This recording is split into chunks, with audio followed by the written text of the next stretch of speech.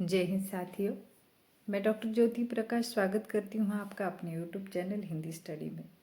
दोस्तों, आज के वीडियो में हम देखने वाले हैं हिंदी कहानी का इतिहास अथवा उसे विकास क्रम भी कह सकते हैं हम। नेट सेट की परीक्षा हो या यूजी पीजी पढ़ने वाले हिंदी के छात्र हो, उनको हिंदी कहानी का इतिहास जानना आवश्यक है। और इसी इतिहास अथवा विकास क्रम पर सभी प्रतियोगिता परीक्षा में एमसीक्यू प्रश्न भी पूछे जाते हैं।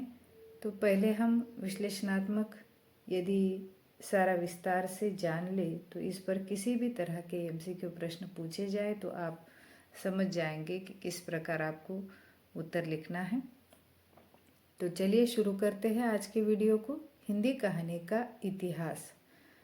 इस वीडियो में हमने हिंदी कहानी के विकास क्रम पर विस्तार से नोट्स दिए हैं। आप वीडियो को सुनते सुनते चाहे तो अपने अपने शॉर्ट नोट्स भी तैयार कर सकते हैं, या बीच में मैं जिस तरह से आपको बताऊंगी कि किस पर एमसीक्यू प्रश्न पूछा जाएगा तो आप उसे लिखकर भी रख सकते हैं। हिंदी कहानी का इतिहास भारतेंदु युग से आरंभ हो जाता है। भारतेंदु के पूर्व खड़ी बोली हिंदी में कोई कहानी नहीं लिखी, परंतु ब्रज अवधि अथवा राजस्थानी गद्य में कथा बीज जरूर मिलते हैं। भारतेंदु से पूर्व खड़ी बोली की जो 4 पुस्तकें मिलती है उनमें भी कथा बीज हैं।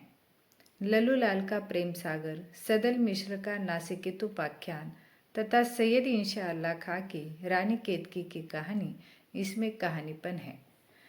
इन रचनाओं को लेकर एमसीक्यू प्रश्न अधिकतर पूछे जाते हैं। हर परीक्षा में कम से कम एक प्रश्न तो इन रचनाओं पर होता ही है कि लल्लूलाल की रचना का नाम क्या है, तो प्रेम सागर है। सदल मिश्र की रचना नासिकेतुपाख्यान है और सैयद इंशाअल्लाह खां की जो रचना है उसे रानी केतकी की कहानी कहा जाता है। इसमें कहानीपन की झलक मिलती है, लेकिन यह रचनाएं कहानियों के तत्वों के आधार पर खरी नहीं उतरती। अतः 1900 में प्रकाशित किशोरीलाल गोस्वामी की कहानी इंदुमती की चर्चा हुई। सन 1903 में प्रकाशित आचार्य रामचंद्र शुक्ल की कहानी 11 वर्ष का समय तथा उससे पहले 1901 में माधवराव सप्रे की एक टोकरी भर मिट्टी की चर्चा भी रही है। आचार्य शुक्ल ने 1905 में प्रकाशित बंग महिला की कहानी दुलाई वाली को हिंदी की प्रथम कहानी माना है। हिंदी की प्रथम कहानी को लेकर भी प्रश्न पूछा जाता है परीक्षा में कि पर्याय दिए जाते हैं और निम्न में से हिंदी की पहली कहानी कौन सी है। यदि इस प्रकार का प्रश्न पूछा जाए तो उसमें ईसवी सन के कालक्रमानुसार जो सबसे पहले प्रकाशित है 1900 में प्रकाशित इंदुमती पहली कहानी बन जाती है।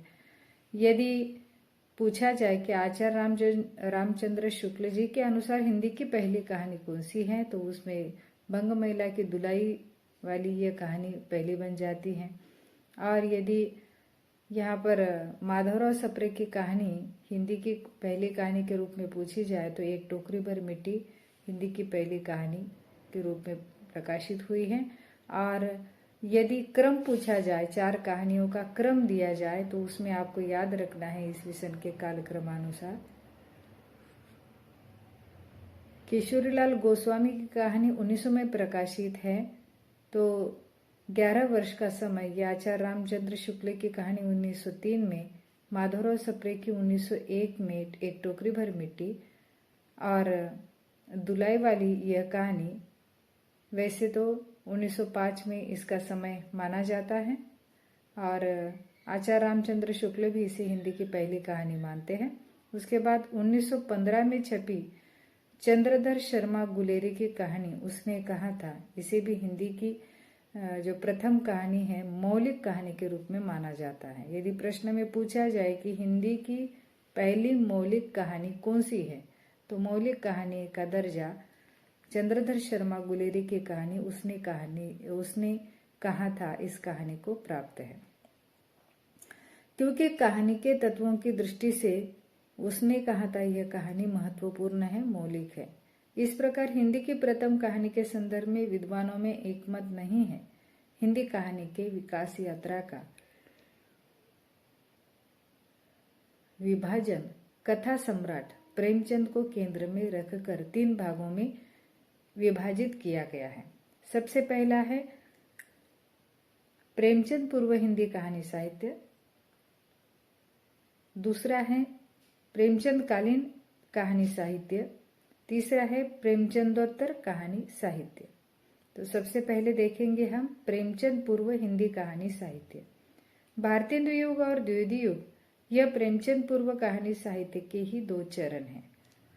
इसके प्रथम चरण में भारतेंदु युग में नाटक, उपन्यास और निबंध विधा के साथ साथ हिंदी कहानी साहित्य के लिए भी आवश्यक जमीन मिलती है या कुछ रचनाएं लिखी गई हैं। इसका महत्वपूर्ण कारण इस समय में हिंदी पत्र पत्रिकाओं का जन्म और विकास हो रहा था।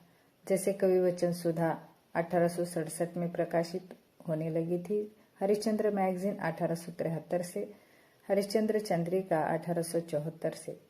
इसके अलावा हिंदी प्रदीप, ब्राह्मण, भारत मित्र आदि पत्रिकाएं भी शुरू हो गई थी। हिंदी साहित्य का वास्तविक विकास 1900 में प्रकाशित सरस्वती पत्रिका के प्रकाशन से शुरू होता है।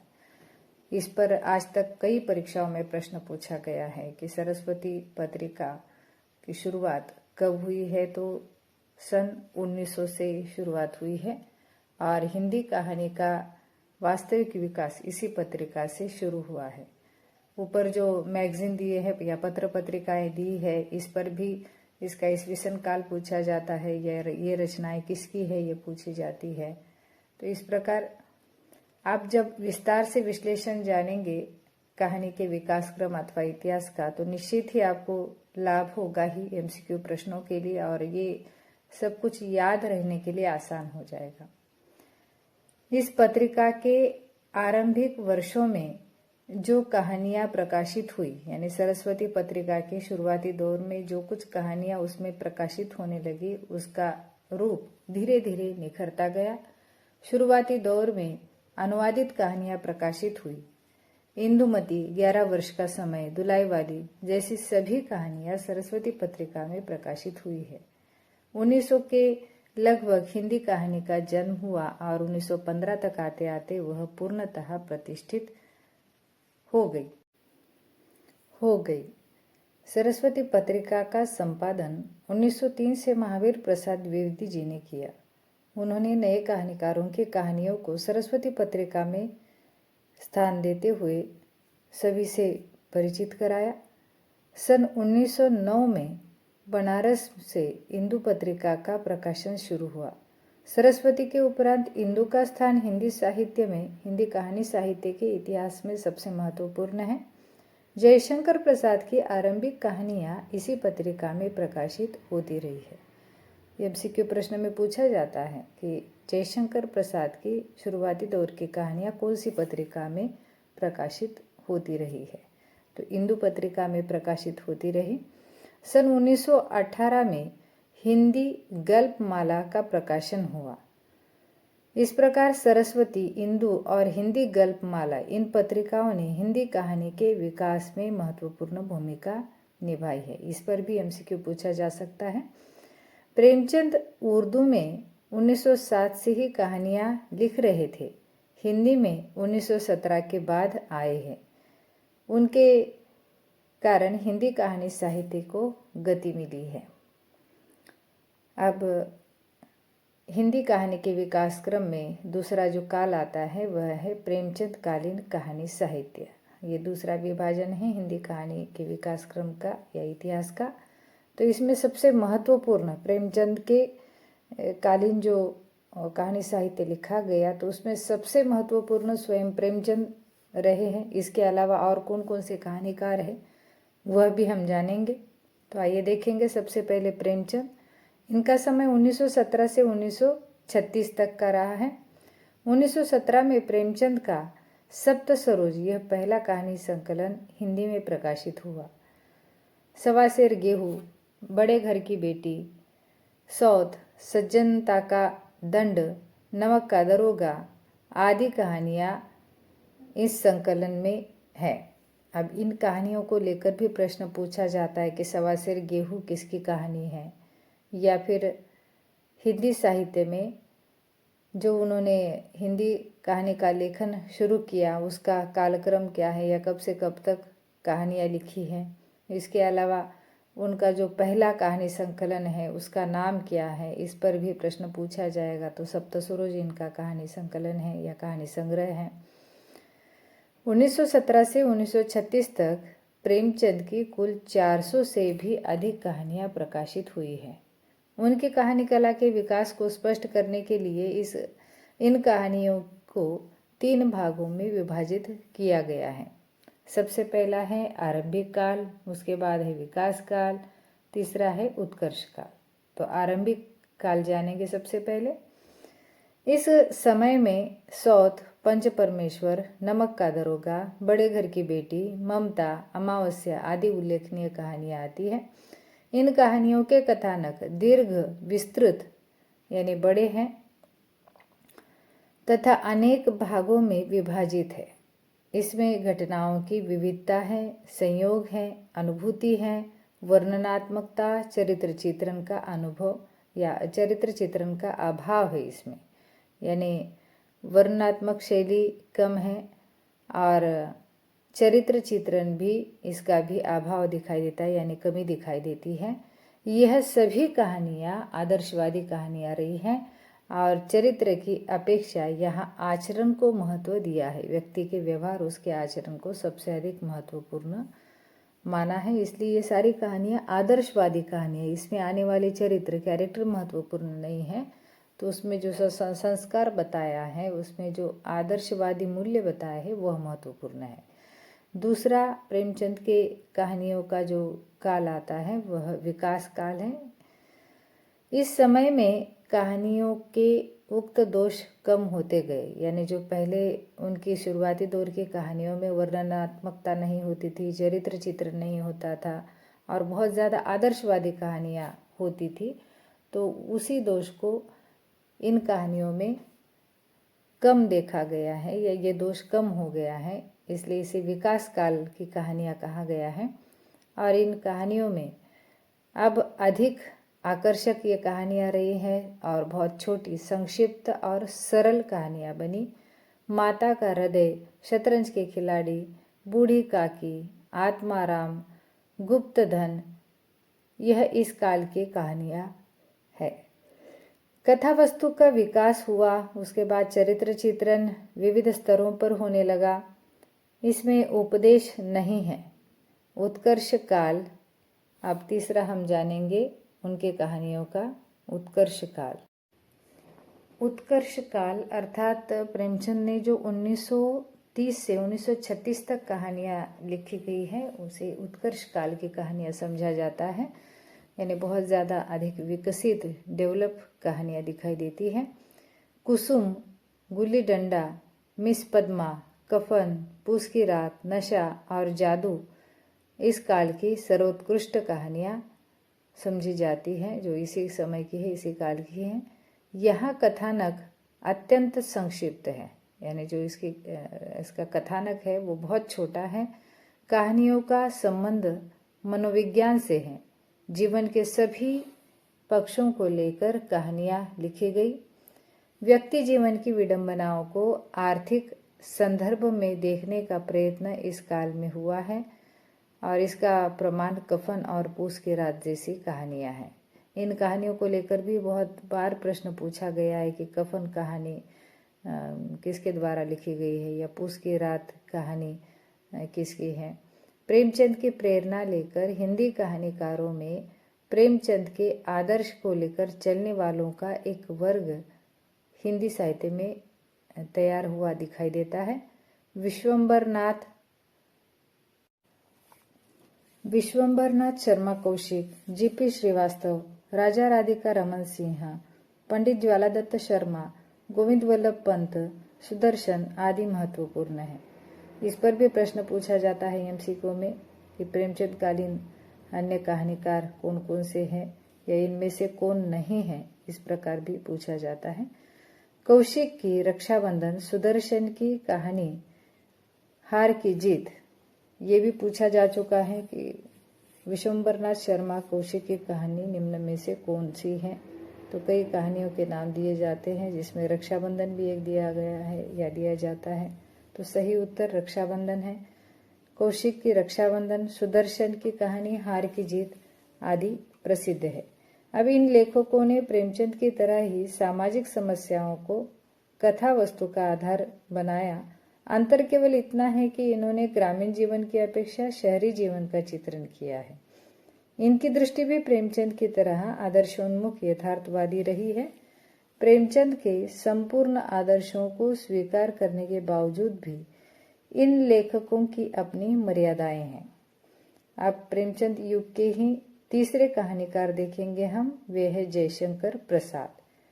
इनका जो रचना काल है वह 1911 से 1936 तक का रहा है। इस काल के दूसरे प्रतिष्ठित कहानीकार यानी प्रेमचंद काल के दूसरे प्रतिष्ठित कहानीकार ज्येष्ठ छायावादी कवि श्री जयशंकर प्रसाद रहे हैं। वे मूलतः कवि हैं, इसी कारण उनके कवि व्यक्तित्व की छाया उनके कहानी व्यक्तित्व पर भी दिखाई देती है। प्रसाद की कहानियां जीवन की विविधता को कुछ सीमा तक स्पर्श करती है। उनकी लगभग 69 कहानियां प्रकाशित हुई हैं, जो छाया, प्रतिध्वनि, आकाशदीप, आंधी और इंद्रजाल नामक कहानी संग्रहों में संकलित है। इनकी कहानियां कल्पना प्रधान, भावुक और आदर्शवादी हैं। प्रसाद की दृष्टि प्रेम, सौंदर्य, रहस्य भावना से युक्त है। उन्होंने इस काल में ऐतिहासिक कहानियां भी लिखी हैं। मूलतः इनको ऐतिहासिक कहानीकार के रूप में ही देखा जाता है। तो ज्यादातर कहानियों की कथा या पात्र इनके ऐतिहासिक पात्र रहे हैं। जहां आरा, अशोक, गुलाम, चित्तौड़ उधार आदि प्रसाद की कहानियों में स्त्री का बड़ा ही जीवंत, गतिमान और कर्तव्यनिष्ठ चित्रण किया गया है। इनकी कहानियों में अधिकतर कर्तव्य और प्रेम का मानसिक द्वंद्व, नारी शक्ति की महानता और मानव जीवन के प्रति प्रेम, करुणा, क्षमा, दया और त्याग है। इनकी अन्य कहानियों में आंधी, पुरस्कार, गुंडा, देवरथ आदि इस दृष्टि से महत्वपूर्ण कहानियां हैं। आपने यदि हिंदी साहित्य की पढ़ाई अब तक की है तो कहीं ना कहीं प्रेमचंद की कहानियां जिस प्रकार पाठ्यक्रम में आपके रही है, उसी तरह जयशंकर प्रसाद की कहानियों को भी आपने पढ़ा है। तो इनमें से हो सकता है आपने कहानी पहले ही पढ़ी हो। तो आंधी, पुरस्कार, गुंडा, देवरथ ये सभी जयशंकर प्रसाद की कहानियां हैं और इस पर भी कई बार परीक्षा में प्रश्न पूछा जा चुका है कि गुंडा यह कहानी किसके द्वारा रचित है। पुरस्कार कहानी पर भी और आंधी इस कहानी पर भी। प्रेमचंद की अपेक्षा प्रसाद आदर्शवादी कहानीकार रहे हैं। यानी प्रेमचंद आदर्शोन्मुख यथार्थवादी कहानीकार है, तो प्रसाद यह आदर्शवादी कहानीकार है। इसे भी आपको याद रखना है। उन्हीं की परंपरा में आने वाले कहानीकारों में चतुरसेन शास्त्री, रामकृष्ण दास, वाचस्पति पाठक, विद्या विनोद शंकर व्यास ये महत्वपूर्ण कहानीकार है। उक्त सभी विशेषताओं के बावजूद इस युग की कुछ मर्यादाएं भी रही है। जैसे घटनाओं में धीरे धीरे सामाजिक स्वर बढ़ता गया और परिणामतः वैयक्तिकता का अभाव इस कहानियों में दिखाई देता है। अब कहानी के विकास क्रम में तीसरा समय हम जानेंगे, तीसरा काल जानेंगे, वो प्रेमचंदोत्तर कहानी साहित्य के रूप में जाना जाता है। यानी प्रेमचंद के बाद जो कहानियां लिखी गई उसे प्रेमचंदोत्तर कहानी साहित्य के अंतर्गत समझा जाएगा। 1936 से 1950 तक का समय यह रहा है। प्रेमचंदोत्तर कहानी किसी एक दिशा की ओर नहीं तो कई दिशाओं की ओर अग्रसर हुई है। कहानी इस काल की केंद्रीय विधा रही है, अतः उसने जीवन जगत के विविध पक्षों को अपनी परिधि में समेटने का प्रयास किया है। इस काल में एक और तो प्रगतिवादी विचारधारा से अनुप्राणित कहानीकारों ने प्रगतिवादी कहानियां लिखी, तो दूसरी ओर मनोविश्लेषण परक कहानीकारों ने ऐसे विषयों पर कहानियां लिखी जिसमें व्यक्ति मन की आंतरिक परतों को खोलकर देखा गया था। प्रगतिवादी कहानीकारों में प्रमुख है यशपाल, जिन्होंने मार्क्सवादी चेतना से प्रभावित होकर अनेक कहानियां लिखी। इस पर भी प्रश्न पूछा जाता है कि यशपाल जी की कहानियां किस विचारधारा से प्रभावित है, तो मार्क्सवादी विचारधारा से प्रभावित है। वर्ग संघर्ष, शोषण, सामाजिक नैतिक रूढ़ियों पर आक्रोश इनकी कहानियों में यानी यशपाल की कहानियों में ये विशेषताएं दिखाई देती है। ये इन कहानियों का यशपाल की कहानी के विषय रहे हैं। उनके प्रमुख कहानी संकलन है वो दुनिया, पिंजड़े की उड़ान, फूलों का कुर्ता, तर्क का तूफान, चक्कर क्लब आदि। मनोविश्लेषणवादी कहानी लेखकों में आज्ञेय, इलाचंद्र जोशी एवं जैनेन्द्र के नाम उल्लेखनीय हैं। सबसे जरूरी बात आपको ये याद रखनी है कि मनोविश्लेषणवादी उपन्यासकार हिंदी साहित्य में सबसे पुराने मनोविश्लेषणवादी कहानीकारों में 3 ही समझे जाते हैं, आज्ञेय, इलाचंद्र जोशी एवं जैनेन्द्र। आज्ञेय ने व्यक्ति के परिवेश और संघर्ष को अपनी कहानियों में उकेरा है। उनकी कहानियों में मनोविश्लेषण के साथ साथ प्रतीकात्मकता एवं बौद्धिकता का प्रभाव भी है। आज्ञेय ने कहानी को बौद्धिक एवं वैचारिक आधार प्रदान किए तथा प्रतीकों एवं बिंबों के प्रयोग में वृद्धि की। आज्ञेय की कुछ प्रसिद्ध कहानियां हैं, जैसे रोज, खतीन बाबू, पुलिस की सीटी, हजामत का साबुन, कोठरी की बात और गैंग्रीन। गैंग्रीन ये बहुत प्रसिद्ध कहानी है। इस पर अक्सर परीक्षा में प्रश्न पूछा जाता है कि गैंग्रीन कहानी के कहानीकार कौन है, तो आज्ञेय है। या फिर ये कहानी किस प्रकार की कहानी में आती है, तो ये मनोविश्लेषणवादी कहानी है। अब देखेंगे जैनेन्द्र की कहानियों को, और उनकी कहानियों में व्यक्ति मनोविज्ञान के दर्शन होते हैं, यानी व्यक्ति के मनोविज्ञान, उनके मन की भावनाओं को, उनके मानसिक विचारों को कहानियों में जैनेन्द्र ने व्यक्त किया है। तो मानवीय दुर्बलताओं का यथार्थ चित्रण जैनेन्द्र की कहानियों में मिलता है। वे प्रसाद की तरह आदर्श पात्रों को जन्म नहीं देते, बल्कि यथार्थ धरातल के पात्रों को अपनी कहानी का विषय बनाते हैं। यथार्थ यानी जो वास्तविक रूप से है, जो हमारे आसपास जिस तरह के पात्र या व्यक्ति दिखाई देते हैं, उनके मन की भावनाओं को उन्होंने व्यक्त किया है। वह हमारे आस पड़ोस से उठाए हुए मानव चरित्र होते हैं, यानी जैनेन्द्र की कहानियों के जो पात्र हैं हमारे आस पड़ोस के ही पात्र होते हैं। जैनेन्द्र जी की कहानियों का शिल्प भी अलग है, क्योंकि कहानी की मूल संवेदना अपनी ऊर्जा के साथ उसमें अब तक व्याप्त रहती है। उनकी प्रमुख कहानियां हैं जानवी, पत्नी, मास्टर साहब, परख, एक रात, ध्रुव तारा, पानवाला आदि। ये सभी कहानियां आपको याद ही रखनी है, ये बार बार परीक्षा में पूछी जाती है। जानवी यह कहानी किसकी है, या पत्री कहानी के रचनाकार कौन है, तो ये महत्वपूर्ण कहानियां हैं जैनेन्द्र की। इसी परंपरा के कहानीकारों में मनोविश्लेषणवादी कहानी को गति प्रदान करने वाले एक अन्य कहानीकार है, जिनका नाम है इलाचंद्र जोशी। इनकी कहानियों में दमित काम वासना, अहम, कुंठा का चरित्र या कुंठा का चित्रण किया गया है तथा इनमें घटनाओं की अपेक्षा चरित्र पर विशेष बल दिया है। मनोविज्ञान की दृष्टि से इनकी कहानियां केस हिस्ट्री से प्रतीत होती हैं। केस स्टडी जिस प्रकार होती है ना, उसी प्रकार की कहानियां जैसे इनकी लगती हैं।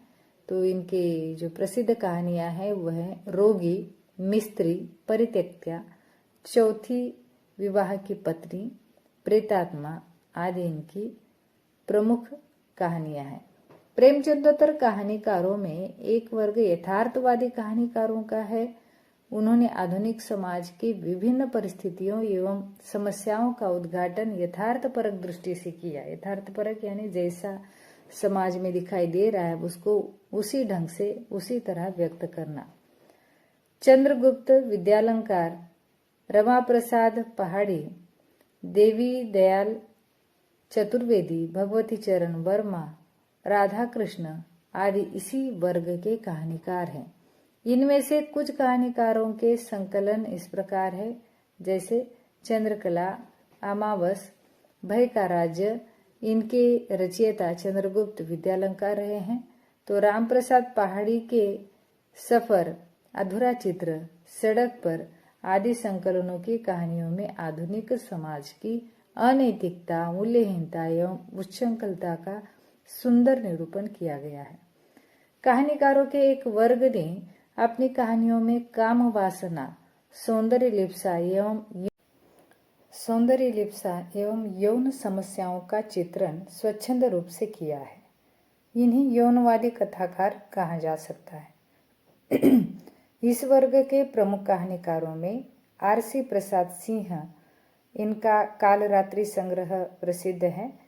द्विजनाथ मिश्र निर्गुण का छोटा डॉक्टर, किशोर साहू का टेसू के फूल और मधुसूदन का उजाले से पहले, ये आदि कहानी संग्रह है जो इस विषय पर कहानियां जिन्होंने लिखी हैं।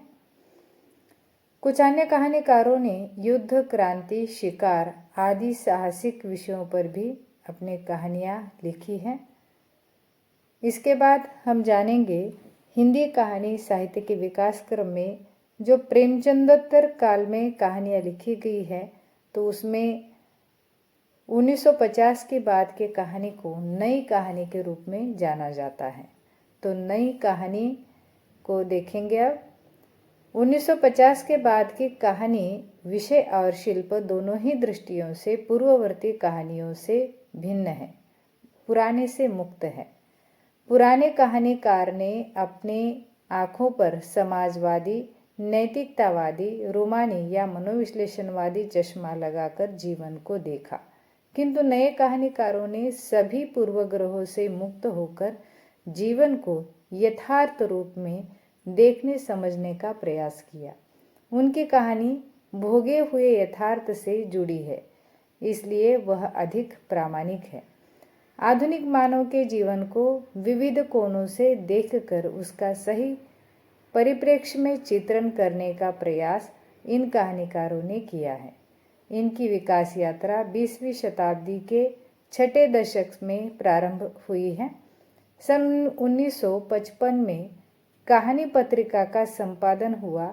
यह कहानियाँ परंपरा से सर्वथा अलग थी, यानी 1955 में जो कहानी पत्रिका प्रकाशित हुई उसमें जो प्रकाशित कहानियाँ थी वो पहले की कहानियों से सर्वथा परंपरा से अलग दिखाई देती है। इसलिए नई कविता की तरह ही इस कहानियों को नई कहानी कहा जाने लगा। नई कहानी में जीवन के यथार्थ को ईमानदारी के साथ चित्रित किया गया है। इसे निम्न वर्गों में बांटा जा सकता है, यानी नई कहानियों को अलग अलग भागों में विभाजित किया जा सकता है। तो वो कौन कौन से प्रकार हैं? तो ग्रामीण अंचल की कहानियाँ।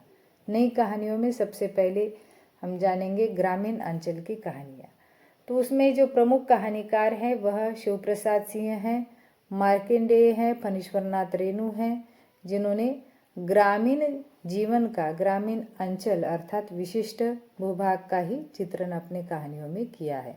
तो यदि प्रश्न में पूछा जाए एमसीक्यू में कि निम्न में से हिंदी के आंचलिक कहानीकार कौन नहीं है, तो ये सारे कहानीकार हैं, जिसमें से एक आध नाम दिया जा सकता है जो आंचलिक कहानीकार नहीं है। फिर उसके बाद हम देखेंगे दूसरा प्रकार नगर बोध की कहानियाँ, जिसमें कमलेश्वर, निर्मल वर्मा, अमरकांत की कहानियाँ प्रसिद्ध हैं, जिसमें महानगरीय जीवन का चित्रण इन्होंने अपने कहानियों में किया है।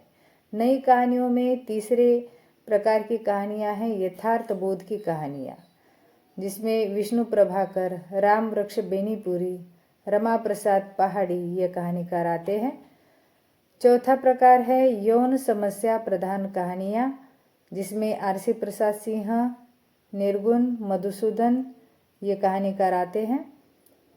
5वें प्रकार में है व्यंग्य प्रधान कहानियाँ। नई कहानी के प्रकार हम देख रहे हैं, या इन नई कहानीकारों में जो कौन कौन से कहानीकारों ने किस विषय पर कहानियाँ लिखी हैं। तो व्यंग्य प्रधान कहानियाँ लिखने वाले कहानीकार हैं जीपी श्रीवास्तव, हरिशंकर परसाई और अन्नपूर्णानंद। नई कहानी को समृद्ध करने में हिंदी कथा लेखिकाओं का भी महत्वपूर्ण योगदान है, जिसमें उषा प्रियमवदा, मनु भंडारी, कृष्णा सोबती, शिवानी, यहाँ पर शिवाजी नहीं है, शिवानी है, मेहरुनिसा परवेज जैसे कहानी लेखिकाओं ने पति पत्नी एवं नारी पुरुष संबंधों को अपनी कहानियों में प्रमुखता से अभिव्यक्त किया है। मैं हार गई, त्रिशंकु, 3 निगाहों की एक तस्वीर, यही सच है, यह मनु भंडारी के प्रमुख कहानी संकलन है, जिसमें कई सारी कहानियां इनकी प्रकाशित है। इन पर भी परीक्षा में प्रश्न पूछा जाता है। जैसे मैं हार गई, यह कहानी संग्रह किसका है?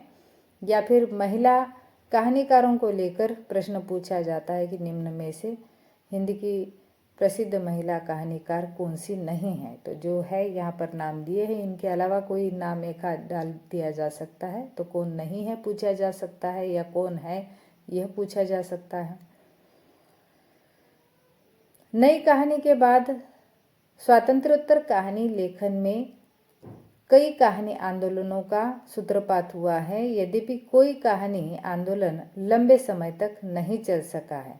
यह चर्चित आंदोलन निम्न है, यानी नई कहानी के बाद हिंदी कहानी में कई आंदोलन आए हैं, जिन्हें अलग अलग नाम से जाना जाता है। सबसे पहले जो नई कहानी आई 1950 के बाद की कहानी को, या 1950 से लिखी जाने वाली कहानी को नई कहानी कहा जाने लगा। तो सचेतन कहानी आंदोलन एक कहानी साहित्य में चला, जो 1964 से इसका समय माना जाता है। उसके बाद समकालीन कहानी, उसके बाद अकहानी, 1960 के बाद की कहानी को अकहानी कहा जाता है।